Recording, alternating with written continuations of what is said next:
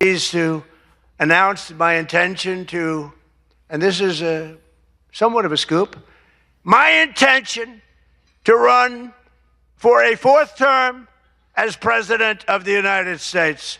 I will be doing that. I will be having an official, in fact, I think I have, I won 3 times. Now I'm going to do it again.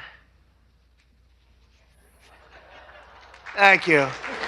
I'm going to do it. Should be easy. I'm getting very good at running for president. And the reporters laughed.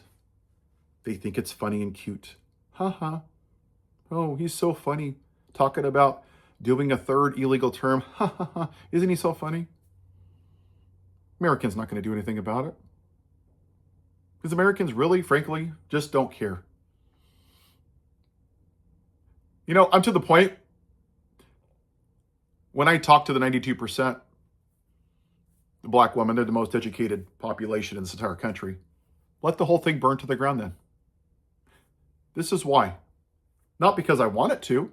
It's because Americans are too lazy living off of their own breadcrumbs or living in their privilege or going to NBA finals or basketball games or hockey games or soccer games than to fight for their fellow American. I hear so much talk about patriotism and flags and bald eagles and nationalistic crap. Freedom, freedom, freedom. But you won't even do one thing to stop fascism. You won't do one thing to stop gun violence in this country. We won't do anything because it doesn't affect me. That's what's really sad. This country could be great. And you know the story that really gets me when I hear people say I'm poor? I think it's Albania. You know what the average person makes there? $900 US gross every year. Poor. 20% of their population are in poverty. They are poor. But you know what they've done? They've been protesting week after week after week because Jared Kushner and Trump's little illegitimate daughter are trying to buy their island and take away their part of their country. And they said, we're not going to let some rich white people come in here and just buy our land. This is our country, and we're not going to let you ruin it. They literally went out in the streets for weeks for a piece of land. Good for them.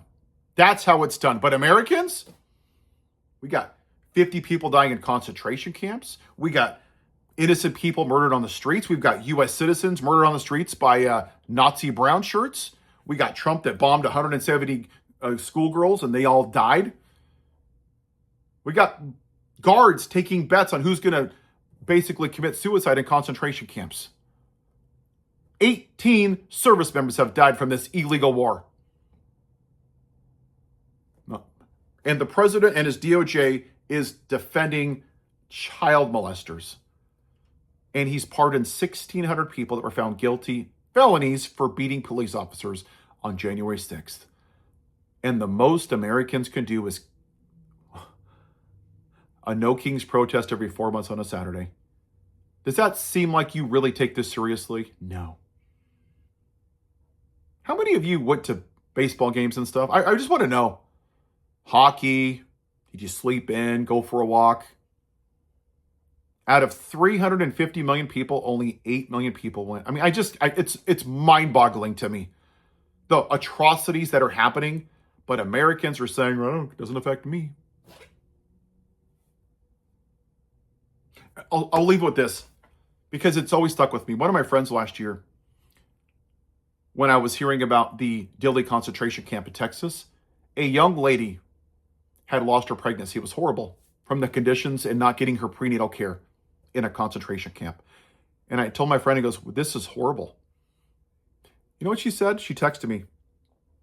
She said, if you think that I'm going to sacrifice my personal comfort or my family's comfort for a stranger, you're a sick man.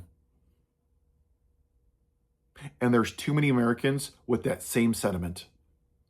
If you think, Paul, that I'm going to do anything for children in Iran that were murdered, you're sadly mistaken. Hey, Paul, if you think I'm going to sacrifice my personal comfort for 80,000 people that died in Gaza, you're mistaken. If you think I'm going to sacrifice my comfort for the 50 plus people that were murdered in ICE concentration camps, you're mistaken. If you think I'm going to sacrifice myself to stand up for victims of Epstein Island, you're mistaken. If you think I'm going to protest for Alex Peretti or Renee Good and be uncomfortable, you're mistaken, Paul. And that's where we are. You're not willing to do what's necessary. So burn it to the ground. It has to burn. There's no other way. You're going to have to burn your hand on the stove like little children. There is a pine seed in Yellowstone. It's called the lodgepole pine, and it has a resin on the outside of it, okay? It'll drop on the ground, and it will sit there for years or decades until the resin is removed, which is a hot fire. About 142 degrees or something like that. A forest fire. Which means that everything else around it has to burn before that seed can germinate. That's what America's choosing. You're choosing to burn. That's fine. That's your choice. You have the right to do whatever you want. But don't go into this blindly saying you didn't know what was going to happen because I told you. But you chose to say, I don't care. It doesn't affect me. I'm not going to do anything for a stranger. That's what we're doing here. When you're ready, you sign the general strike petition, but don't come back in 6 months and be like, well, Paul, I'm ready now. You go far enough down this fascist road that damage is going to be done, the forest fire set. There's a point when that forest fire is big enough, you don't put it out. It's going to burn everything. It doesn't care if it's a rabbit, a deer, a person, a baby, a child, a dog, grass, bugs, trees. It doesn't discriminate. It will come for everybody. But I know for me, I'm not going to look back and say I didn't do anything. That's why I'm doing this. You want leadership? I'm giving it to you. You need to be uncomfortable. You have to sacrifice your comfort. If you're not, then you're going to have to suffer the consequences of your selfishness. Have a white day.